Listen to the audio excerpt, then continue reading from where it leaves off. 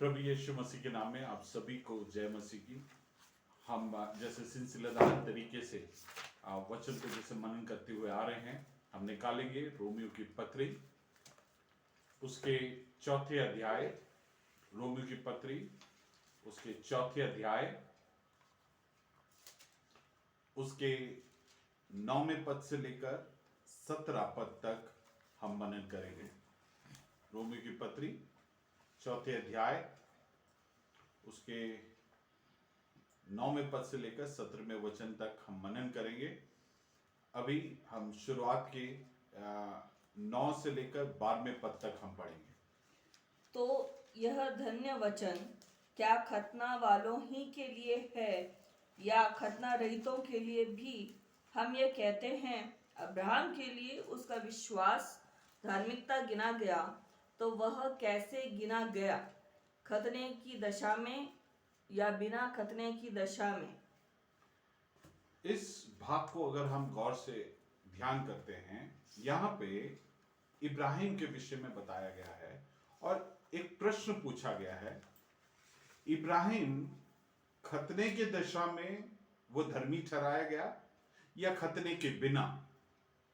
सो यहां पे हम अगर समझने की प्रयास करें, ये जो भाग मैंने आज के मनन के लिए बताया, अर्थात रोमियो की पत्री चौथे अध्याय उसके 9वें पद से लेकर अगर 17वें पद को हम ध्यान से पढ़ते हैं, उसको 3 भागों में बांटा जा सकता है। और इस भाग का मुख्य विषय है धर्मी ठहराए जाना। कैसे? विश्वास के द्वारा धर्मी ठहराए जाना। और इस भाग को मैंने जैसे बताया 3 भागों में बांटा जा सकता है। वो है, पहला भाग है 9वें पद से लेकर 12वें पद को इब्राहिम के विषय में बताया गया है। वो विश्वास के द्वारा खतने के बिना धर्मी ठहराया गया। पहला पॉइंट है, Abraham was justified by faith, did not come by his circumcision. वो धर्मी ठहराया गया खतने के बिना, या दूसरे शब्दों में कहे, इब्राहिम किसी विधि विधान के बिना वो धर्मी ठहराया गया। खतना जो है एक विधि है, एक विधान है, जिसके आधार पर जो उस समय के जो यहूदी है सोचते थे कि हम धर्मी ठहराए जाते हैं। दूसरा भाग है 13वें पद से लेकर 15वां पद में, उसमें इब्राहिम परमेश्वर के नियम के बिना, लॉ के बिना वो धर्मी ठहराया गया। वो इस भाग में देखेंगे। और अंतिम भाग जो 16 और 17 में पाया जाता है, वो है इब्राहिम मात्र और मात्र विश्वास के द्वारा, अनुग्रही के द्वारा वो धर्मी ठहराया गया। समझ गए? ऐसे 3 भागों में हम इस आज के वचन को बांटे हैं और उसके आधार पर हम आज अध्ययन करेंगे और बड़े प्रार्थना के साथ परमेश्वर के उपस्थिति में रहें और प्रार्थना करें कि परमेश्वर हमसे बातचीत करें। हम अगर आज के विषय में प्रवेश करते हैं तो इस बात को हम पहले वचन, रोमियो की पत्री पहले अध्याय उसका पहले वचन से जोड़कर हम समझ सकते हैं। वहां पे इस प्रकार से लिखा है, पौलुस की ओर से जो यीशु मसीह का दास है और प्रेरित होने के लिए बुलाया गया और परमेश्वर के उस सुसमाचार के लिए अलग किया गया है। उस सुसमाचार, परमेश्वर का सुसमाचार। हमारा मुख्य विषय है रोमियो की पत्री में, वो है सुसमाचार। और सुसमाचार यह है, विश्वास के द्वारा, अनुग्रही से, प्रभु यीशु मसीह के द्वारा ही हमारा उद्धार है। ये बात स्पष्ट है और कुछ हफ्तों से हम इसी बात को बहुत गहराई से देख रहे हैं। और हमने रोमियो की पत्री पहले अध्याय उसके पहले वचन में बहुत स्पष्ट रीति से देखा कि एक मनुष्य के दिमाग का उपज नहीं है ये सुसमाचार, वरन ये सुसमाचार परमेश्वर के मंशा और परमेश्वर से उत्पन्न हुआ है। जो तरीका दिया है वो परमेश्वर के द्वारा रचित और निर्णित और योजनाबद्ध है परमेश्वर का।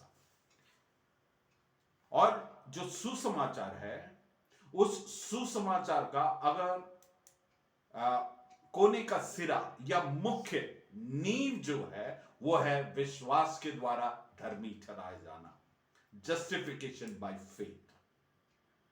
हमारे कर्मों के द्वारा नहीं, अन्य कोई भी बात के द्वारा हमारा उद्धार नहीं होगा, वरन परमेश्वर के द्वारा विश्वास से, अनुग्रह के द्वारा हमारा उद्धार। अब जस्टिफिकेशन या धर्मी ठहराना, उसका क्या अर्थ है वो हम देखेंगे। धर्मी ठहराने का अर्थ है कि हम आदम के संतान होने के नाते हम निहायती कुकर्मी और पाप के वासना हमारे जीवन में, जिसके कारण हम परमेश्वर के सामने कभी भी हम ये दावा भी नहीं कर सकते, ना सोच नहीं सकते कि हम परमेश्वर के समक्ष धर्मी होंगे। चाहे वो इब्राहिम क्यों ना हो, जिसको एक ऊंचा दर्जा हम बाइबल में देते हैं, वो भी परमेश्वर के सामने खड़े होकर नहीं बोल सकता कि मेरे कर्मों के कारण मैं धर्मी ठहराया गया। मैंने जैसे पिछले हफ्ते बताया था कि इब्राहिम को जब परमेश्वर ने बुलाकर अलग किया, उसके जीवन में कोई खूबत नहीं था, क्योंकि वो मूर्ति पूजक था। वो भी अपने जीवन के दशा में वो परमेश्वर के सामने खड़े होने के लायक नहीं था। ऐसे संदर्भ में सारे मानव जाति परमेश्वर के सामने जब खड़े होते हैं, उनके जीवन में कोई भी ऐसी भलाई नहीं है जिसको वो देखकर यूं बोले कि मैं प्रभु में इसलिए हूं, या प्रभु ने मुझे बचाया क्योंकि मेरे में ये अच्छी बातें हैं। ऐसा कुछ भी नहीं है। ऐसी परिस्थिति में जब हम विश्वास करते हैं, परमेश्वर हमारे अधर्म को प्रभु यीशु मसीह के ऊपर लाद देता है, और जो प्रभु यीशु मसीह का धार्मिकता है, पवित्रता है, उस धार्मिकता को हमारे अकाउंट में जो जीरो बैलेंस में है धार्मिकता के विषय में, उसमें पूरा सेत मेत फ्री में वो क्रेडिट कर देता है और उसको धर्मी ठहराना कहते हैं। और इसमें हमारा कोई भी कंट्रीब्यूशन नहीं है, हमारा कोई भी योगदान नहीं। ये चूंकि पिछले हफ्ते हमने देखे थे, उसको मैं डिटेल में डील नहीं करूंगा, है ना। सो इस आधार पर हमें समझना है। और आज का जो हमने भाग को, गद्यांश को लिया है, उसमें 2 नेगेटिव बातों को बताया है, और तीसरे भाग में आके बिल्कुल पॉजिटिवली आके इस बात को अफर्म कर रहा है, इस बात को स्थिर कर रहा है कि हमारा उद्धार मात्र विश्वास के द्वारा हो सकता है, अनुग्रह के द्वारा। Praise the Lord.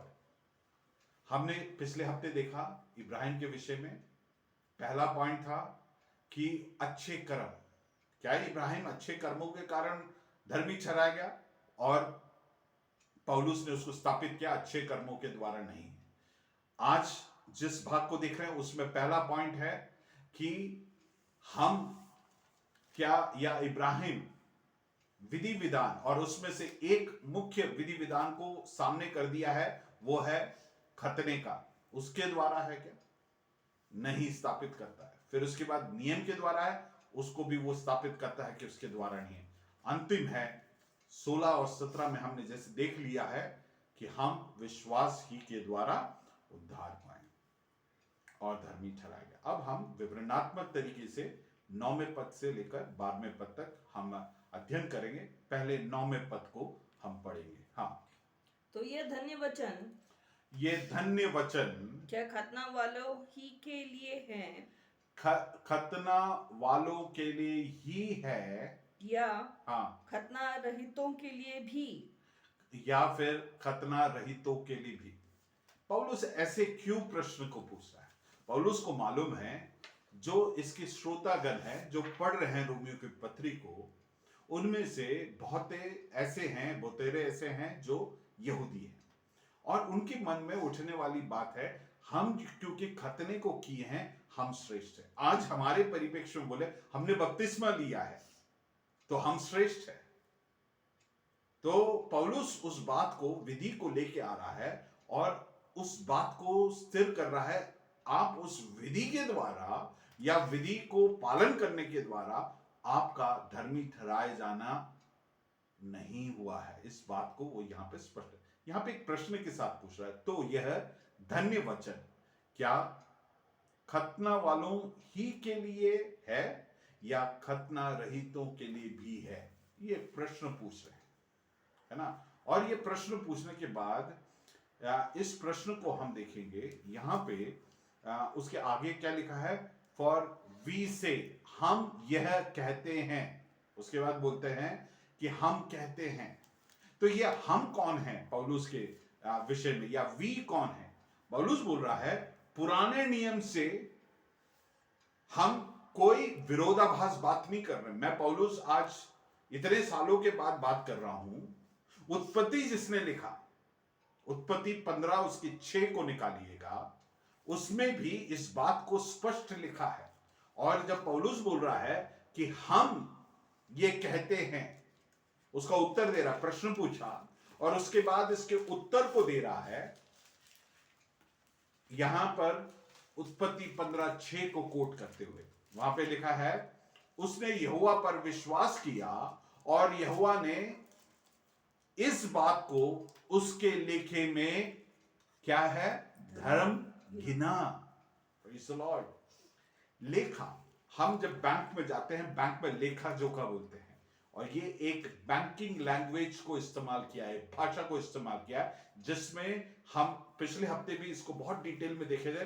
हमारे अकाउंट में परमेश्वर ने धार्मिकता क्रेडिट कर दिया जहां पे जीरो बैलेंस था। और उसके लिए बुनियाद क्या है? उत्पत्ति 15 उसके 6 उसके आधार पर है। उसने मात्र विश्वास किया, कोई कर्म नहीं है ना। 15वें अध्याय उसके 6 पद को पढ़ते हैं, उस समय उसका खतना भी नहीं हुआ था। हम जानते हैं उत्पत्ति किताब 17वें अध्याय में जब आते हैं तब खतना हुआ है करके हम जानते हैं, है ना। 17वें अध्याय हम निकालेंगे, उत्पत्ति 17 उसका 23 और 26 पढ़ेंगे।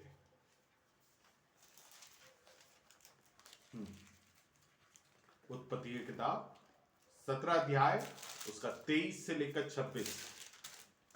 तब अब्राहम ने अपने पुत्र इश्माइल को लिया हाँ, और उसके घर में जितनी उत्पन्न हुई थी और जितने उसके रुपए से मोल लिए गए थे, अर्थात उसके घर में जितने पुरुष थे, उन सबों को लेके उसी दिन परमेश्वर के वचन के अनुसार उनकी खलड़ी का खतना किया। आगे पढ़ो। जब अब्राहम की खलड़ी का खतना हुआ तब वह 99 वर्ष का था।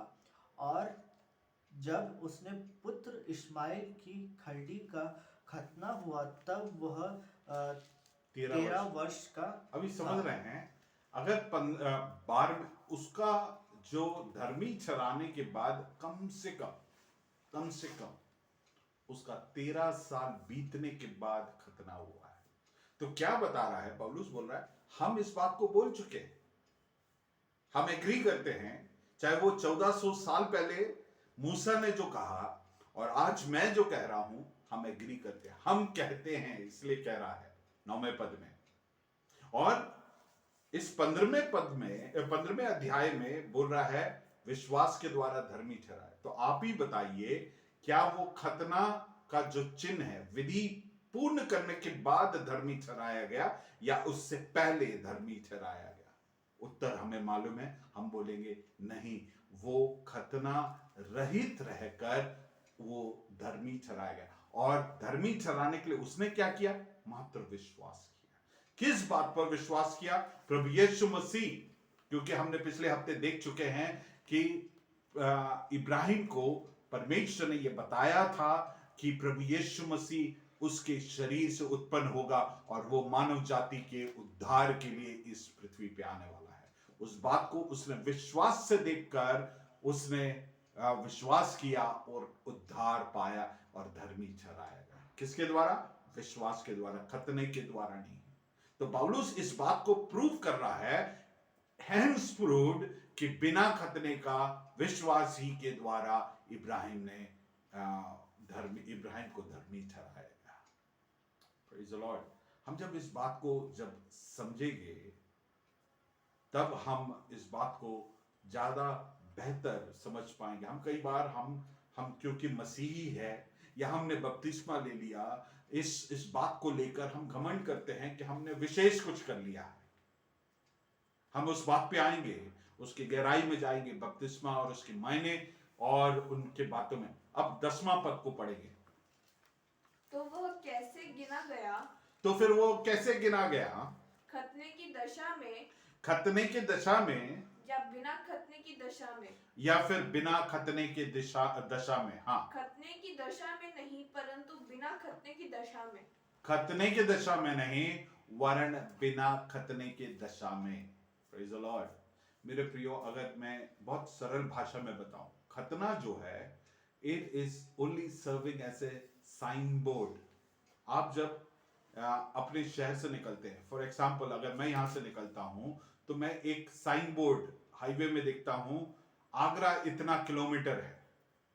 वो साइन बोर्ड अपने आप में मुझे आगरा पहुंचाएगा नहीं। समझ रहे हैं आप? पहुंचाएगा क्या?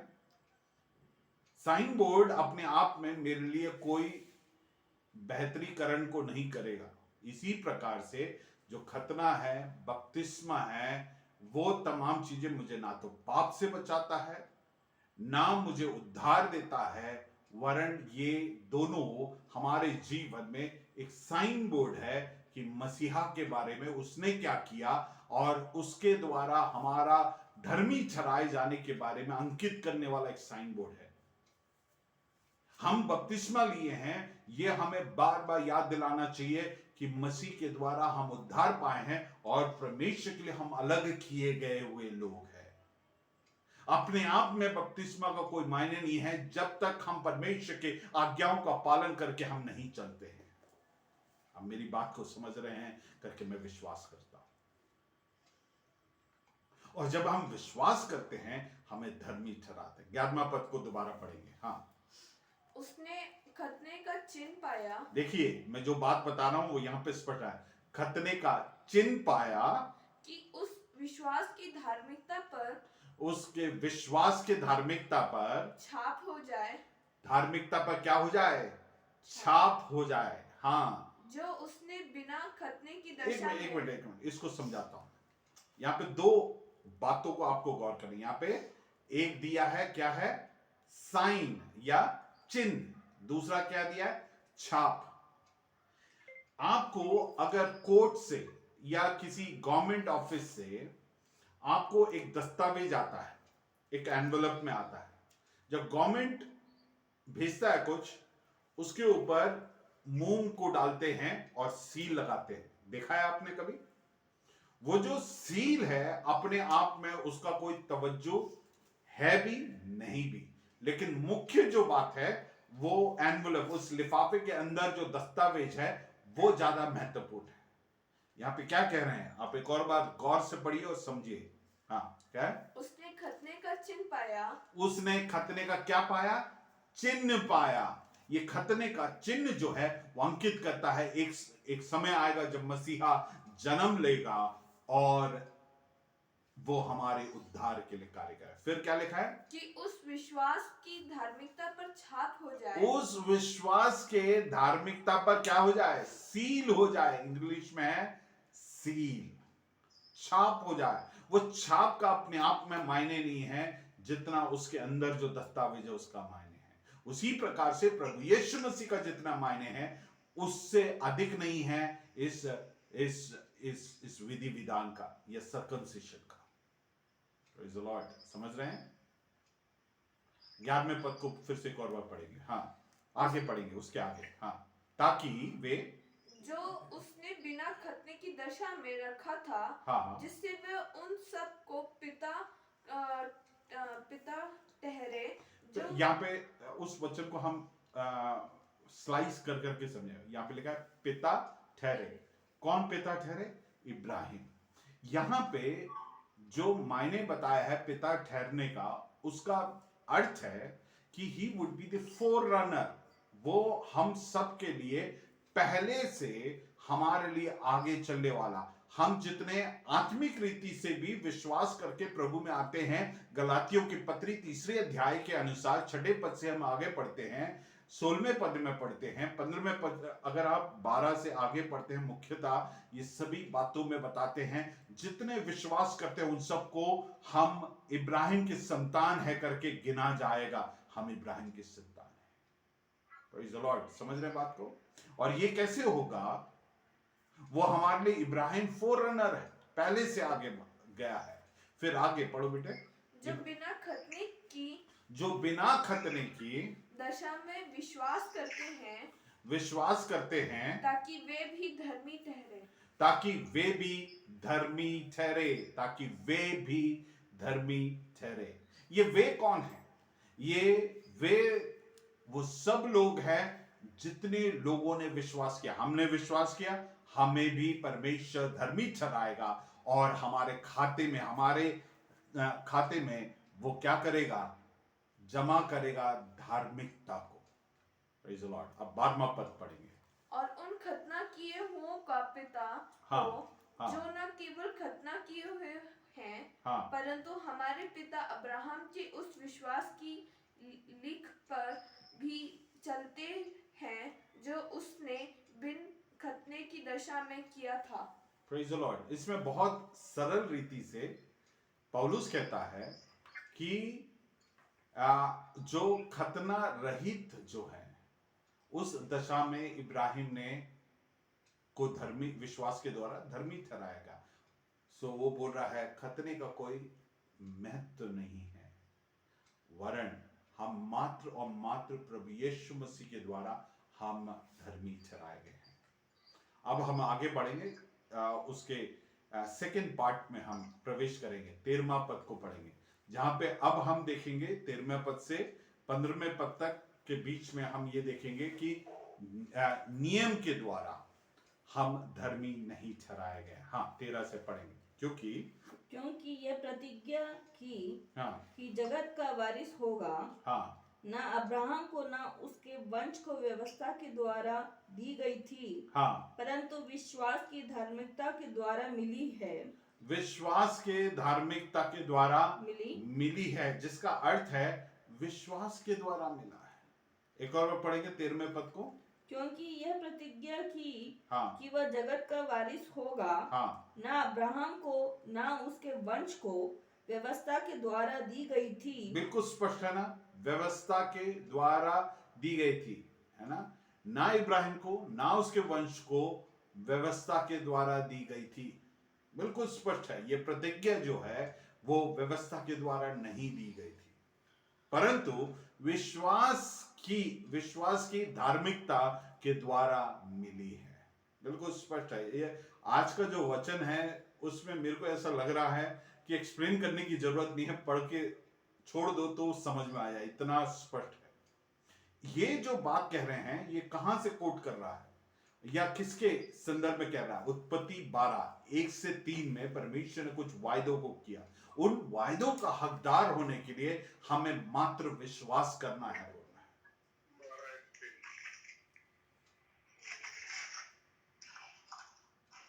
उत्पत्ति 12 उसके 1-3। हाँ, पढ़िए। उत्पत्ति 12:1-3।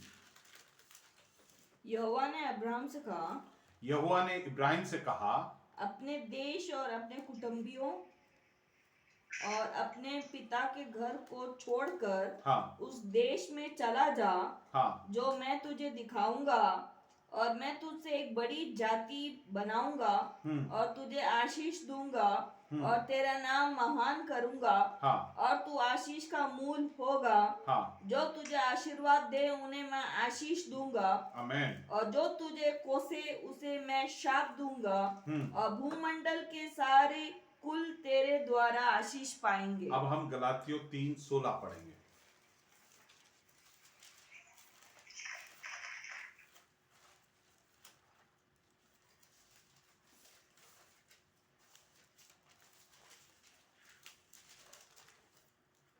अतः प्रतिज्ञाएं अब्राहम को और उसके वंश को दी गई। वह यह नहीं कहता वंशों को, जैसे बहुतों के विषय में कहा, पर जैसा एक के विषय में कि तेरे वंश को, और वह मसीह है। Praise the Lord. आप समझ रहे हैं, ये सारा लिंक्ड है। जो वो वायदा परमेश्वर ने इब्राहिम से उत्पत्ति की किताब 12वें अध्याय 1 से 3 में किया है, वो जो भाग है, उस भाग का जो पूर्तिकरण है, उसका कारण व्यवस्था नहीं है, वरन उसका पूर्तिकरण का कारण जो है वो उसके विश्वास करने के कारण हुआ है। Praise the Lord. सो परमेश्वर के जो वायदे हैं, वो चाहे इब्राहिम को हो या आने वाले वंश को प्राप्त हुआ, वो विश्वास के द्वारा ही है, ना कि उस नियम का पूर्तिकरण करने से, है ना। कुछ सेट ऑफ रूल हम पालन करने से हमारा नहीं होगा, वरन हमारा जो धार्मिकता है वो विश्वास के द्वारा। 14वां वचन पढ़ेंगे हम, 14th वर्स। क्योंकि यदि व्यवस्था वाले वारिस हैं, हाँ, तो विश्वास व्यर्थ और प्रतिज्ञा निष्फल क्या है? ठहरी। अगर धार्मिकता जो है वो नियम के कारण हुआ है, तो विश्वास का कोई मायने ही नहीं है। यार मैं थोड़ा सा और स्पष्ट करूं तो प्रभु यीशु मसीह का कार्य का भी कोई मायने नहीं है, क्योंकि हम तो नियम का पालन करके धार्मिकता प्राप्त कर सकते हैं या उद्धार प्राप्त कर सकते हैं। फिर हमारे जीवन में जो परमेश्वर का जो प्रावधान है उसका कोई महत्व है ही नहीं। समझ रहे? हाँ, पढ़ो आगे। व्यवस्था तो क्रोध उपजाती है। व्यवस्था तो क्या करता है? क्रोध उपजाती है। जहाँ व्यवस्था नहीं, वहां उसका उल्लंघन भी नहीं। जहां व्यवस्था नहीं, वहां पे उल्लंघन भी नहीं। उल्लंघन भी नहीं। हाँ, इस कारण हाँ, प्रतिज्ञा विश्वास पर आधारित है। 15 तक ही पढ़ना। हाँ, 15 तक। हाँ, 15 दोबारा पढ़ो। व्यवस्था तो क्रोध उपजाती है, व्यवस्था तो क्रोध उपजाती है, और जहाँ व्यवस्था नहीं, जहां व्यवस्था नहीं, वहां उसका उल्लंघन भी नहीं। वहां उसका उल्लंघन भी नहीं। समझ रहे हैं? पौलुस बोल रहा है पहले कि खतना, उसका महत्व नहीं समझा दिया है। अब वो बोल रहा है व्यवस्था का महत्व नहीं है।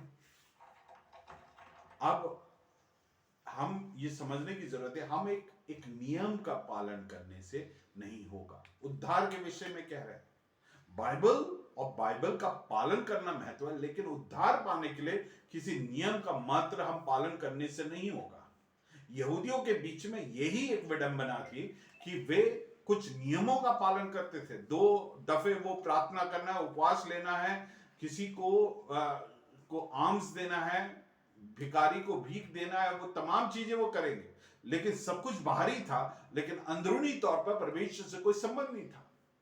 ये जब हम विश्वास करके उद्धार पाते हैं, उस मायने में हमारा कोई किरदार नहीं है, हमारा कोई योगदान नहीं है, मात्र विश्वास करते हैं, इसलिए हमारा उद्धार होता है।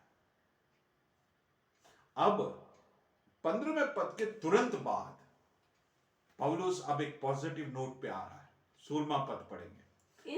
इस पॉइंट पे हम देखेंगे जस्टिफाइड बाय फेथ अलोन, विश्वास ही के द्वारा हम धर्मी ठहराए जाएंगे। इस बात को वो यहां पे अंग्रेजी में कहावत है, नेलिंग द कॉफिन, मतलब अब उस चीज को बिल्कुल स्पष्ट कर रहा है। इसके अलावा और कोई सच्चाई नहीं है। मानव जाति में कोई भी इस बात को दावा नहीं कर सकता, चाहे वो ईसाई हो, यहूदी हो, या आपका परिपेक्ष कुछ भी क्यों ना हो, वो इस चीज को नहीं बोल सकता कि आप धर्मी इसलिए ठहराए गए क्योंकि आपने कुछ नियमों का पालन किए, बाइबल को पढ़े, बाइबल का नियम का पालन करते हैं, इसलिए धर्मी ठहराए गए, आपने बपतिस्मे लिए इसलिए धर्मी ठहराए गए, या फिर आप किसी विशेष कुल से हैं, यहूदी है उस मायने में, उसलिए आपको उद्धार नहीं। बोल रहे हैं कि प्रभु यीशु मसीह ने जो कलवरी क्रूस पे किया, और उस कार्य को उसने सारे मानव जाति के लिए किया है, और इस सच्चाई पर जो विश्वास करता है और इस बात को मानता है कि वो पापी है और उसे इस उद्धारकर्ता की जरूरत है, उसका उद्धार और धर्मी ठहराए जाना मात्र अनुग्रह से होगा। इस बात को स्पष्ट करना। 16वें पद को पढ़ेंगे। इसी कारण ऊपर कही हुई बात को अब यहाँ पे निचोड़ लेके आ रहा है और बोल रहा है इसी कारण प्रतिज्ञा प्रतिज्ञा विश्वास पर आधारित है। किस पर आधारित है? समझ गए? ऊपर कही हुई बात को सब बोला कि नहीं, ये नहीं चलेगा, ये नहीं काम आएगा, ये नहीं काम आएगा। अब बोल रहा है इसी कारण प्रतिज्ञा विश्वास पर आधारित है। ये एक स्पष्ट स्टेटमेंट है। For this reason it is by faith, आधारित है। किस पर आधारित है? विश्वास पर। इस बात को हम अपने मन में बिल्कुल बैठा ले कि विश्वास के द्वारा ये हम नोट कर ले, अपने बाइबल में नोट कर ले कि हमारा जो प्रतिज्ञा हमारे जीवन में है, जो परमेश्वर ने इब्राहिम से और उसके संतान से किया, वो प्रतिज्ञा विश्वास के आधार पर ही है। हाँ, आगे पढ़ो। कि अनुग्रह की रीति पर हो, कि अनुग्रह के रीति पर हो। तो विश्वास के द्वारा अनुग्रह ही से हमारा उद्धार, ना किसी विधि विधान से, ना किसी नियम के पालन से हमारा उद्धार हुआ या फिर हम धर्मी ठहराए गए। हम एक और वचन पढ़ेंगे, ये हमने बहुत बार पढ़ चुके हैं। एफिसियों की पत्री 2 अध्याय उसका 8वां पद, एफिशियंस चैप्टर 2 वर्स 8 पढ़िए। एफिसियों की पत्री 2 उसका 8। हाँ, क्योंकि विश्वास के द्वारा क्योंकि विश्वास के द्वारा अनुग्रह ही से तुम्हारा उद्धार उद्धार हुआ है, उद्धार हुआ है। हाँ, और यह तुम्हारी ओर से नहीं यह तुम्हारे ओर से नहीं वरन परमेश्वर का दान है। वरन परमेश्वर का क्या है? दान है। मेरे प्रियो, ये परमेश्वर ने सेत में दिया है। देख रहे हैं, विश्वास ही से, अनुग्रह के द्वारा, प्रभु यीशु मसीह के द्वारा ये परमेश्वर का दान है, ताकि हम घमंड नहीं कर पाएंगे कि हमारे कर्मों के कारण हमारा उद्धार हुआ है। एक और बार उस 9वें पद को पढ़े बेटे, 2:9 एफिसियों। और ना कर्मों के कारण, हाँ, ऐसा ना हो कि कोई घमंड करे। कर्मों के कारण नहीं है, क्योंकि ऐसा ना हो कि कोई घमंड करे। मतलब बोलने का मतलब है, पौलुस बोल रहा है कोई भी घमंड नहीं कर सकता, क्योंकि हमारे कोई भी काम परमेश्वर के सामने दिखाने लायक नहीं है। ऐसे नबी की किताब में लिखा है, फटे चितड़े कपड़ों के समान है हमारे भले काम। Your righteous works are like rags, लिखा है, फटे कपड़ों के जैसा है। तो हम इस बात के बारे में लेट अस बी माइंडफुल कि परमेश्वर के समक्ष हम खड़े होकर ये नहीं बोल सकते हैं कि हमारे भले कामों के द्वारा है। तो यहाँ पे बिल्कुल स्पष्ट कर रहा है कि मात्र विश्वास के द्वारा। 16वें पद में हम दोबारा जाएंगे, एफिसियों की पत्री रोमियो की पत्री 4 अध्याय उसका 16वां पद को पढ़ेंगे। हाँ, इस कारण हाँ, प्रतिज्ञा विश्वास पर आधारित है, इस कारण प्रतिज्ञा विश्वास पर आधारित है कि अनुग्रह की रीति पर हो, अनुग्रह के रीति पर हो, कि वह उसके सब वंशजों के लिए दृढ़ हो।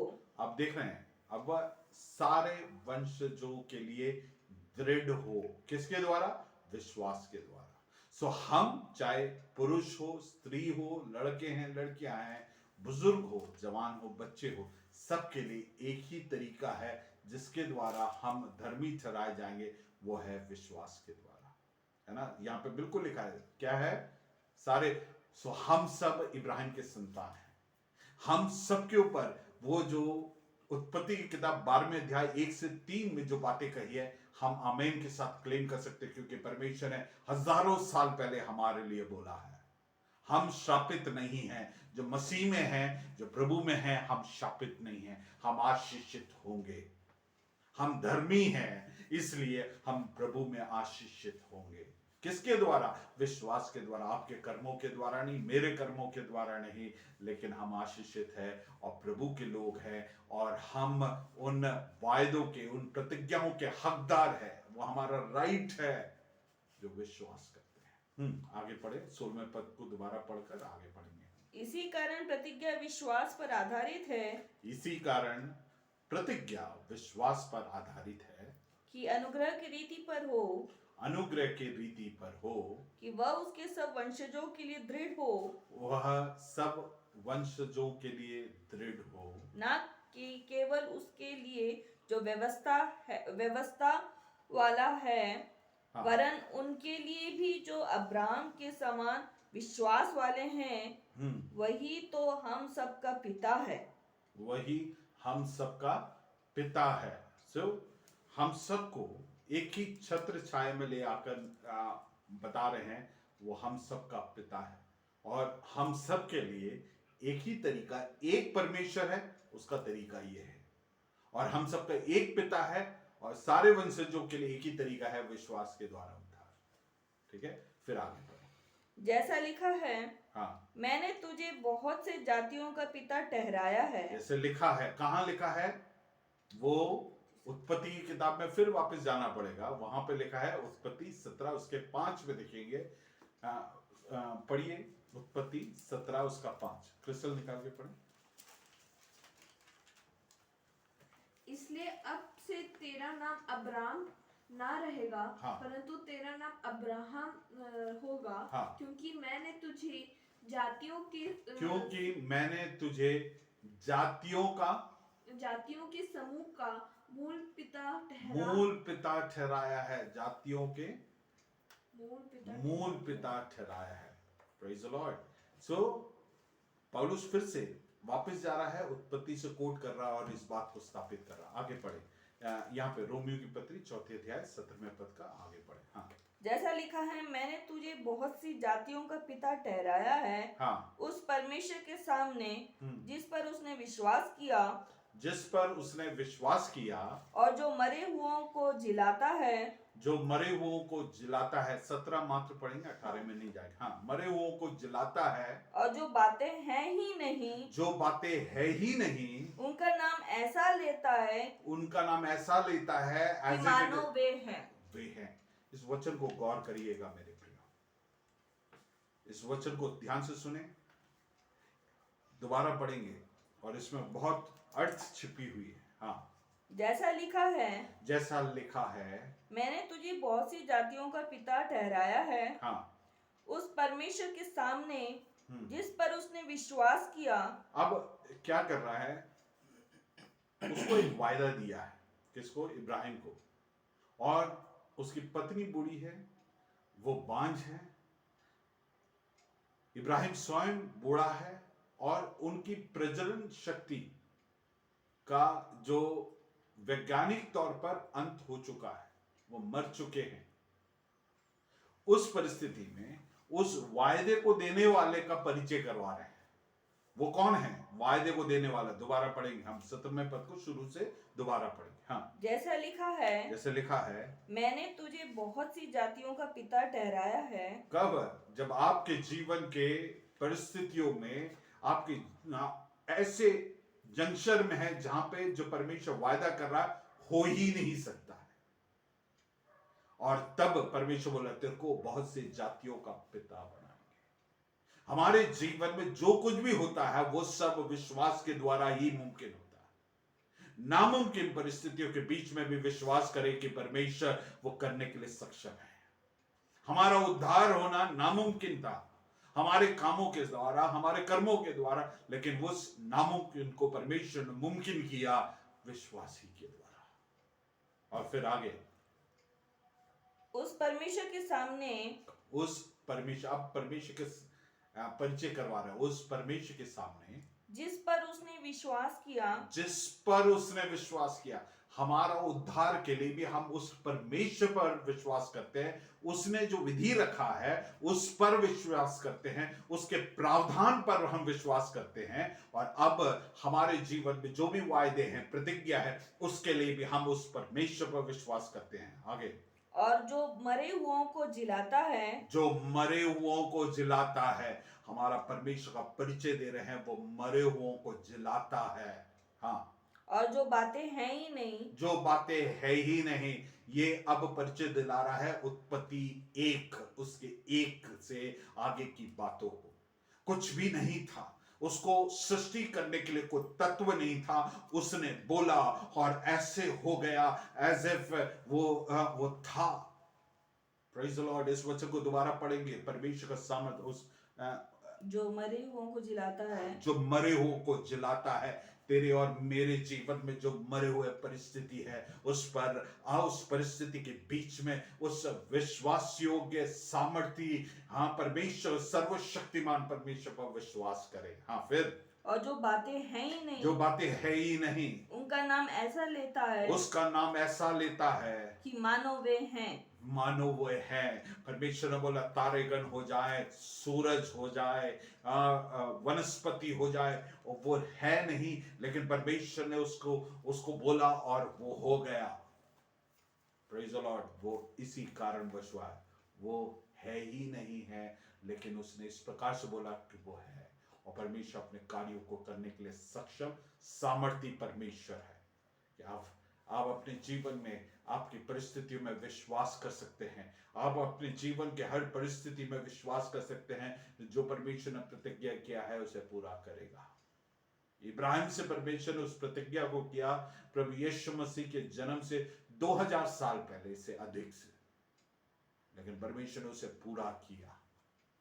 इब्राहिम तो सोच भी नहीं सकता कि उसको एक संतान मिलेगा, लेकिन परमेश्वर ने उसके नामुमकिन सा परिस्थिति में परमेश्वर ने मुमकिन किया, और उसी के पीढ़ी में से निकला हमारा मसीहा अर्थात प्रभु यीशु मसीह।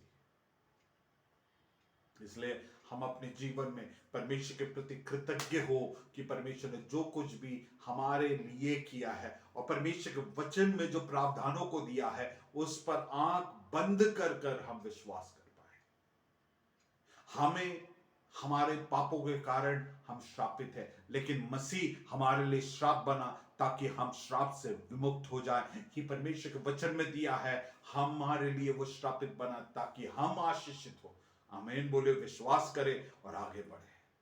हमारे जीवन में परमेश्वर ने उस उद्धार के कटोरे को दिया और हमें धर्मी ठहराया, ताकि परमेश्वर के समक्ष हम बड़े याव से उसके अनुग्रह के सिंहासन के सामने जा सकते हैं। उस याव में हम विश्वास करें कि परमेश्वर ने हमें कितना बड़ा औहदा दिया है, कितना बड़ा प्रिविलेज दिया है, सौभाग्य दिया है। और परमेश्वर ने जो वायदे किए हैं वो कभी कैंसिल नहीं होगा, कभी वो नलिफाइड नहीं होगा। परमेश्वर उन वायदों को पूरा करेगा। Praise the Lord. हमारे ऊपर जो प्रतिज्ञाएं परमेश्वर के वचन में दिया है, उस पर पूर्ण रीति से विश्वास करें। जो भी परमेश्वर हमारे जीवन में दिया है उसके लिए धन्यवाद करें। स्पेशली उद्धार के लिए हम परमेश्वर के प्रति अत्यंत कृतज्ञ होने की जरूरत है।